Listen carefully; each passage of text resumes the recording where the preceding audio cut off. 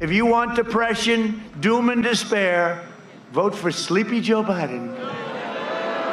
And boredom. You know the great thing? I always say someday these people, look at all of them back, look at all those cameras. You know what I say? Someday they're going to get smart. They're going to endorse President Trump. Because if you had Sleepy Joe, then nobody's going to be interested in politics anymore. That's going to be the end of that. During his re-election campaign, Donald Trump repeatedly tried to paint Joe Biden as the boring option. But that sounded pretty good to a lot of Americans who voted to elect Biden by a margin of over 7 million votes. And you know what?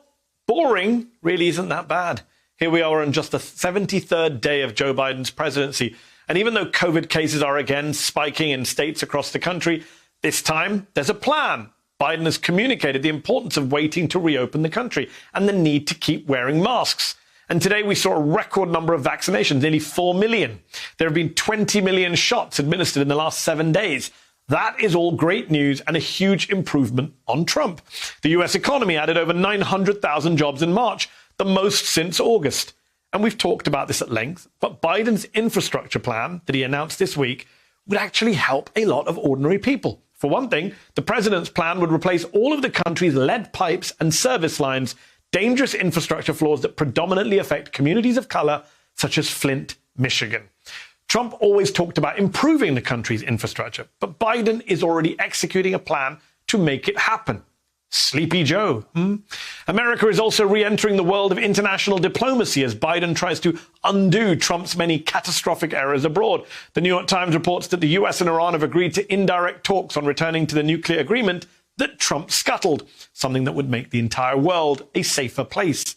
Look, there is a lot to still hold Biden accountable for, and a lot more he needs to get right. But he's already proved that boring isn't bad. In fact, the exact opposite. And that matters. As former President Barack Obama put it, with Joe and Kamala at the helm, you're not going to have to think about the crazy things they said every day. And that's worth a lot. Hey, thanks for watching our YouTube channel. You should know that you can follow today's top stories and breaking news and catch up on your favorite MSNBC shows all in one place. Download the NBC News app today.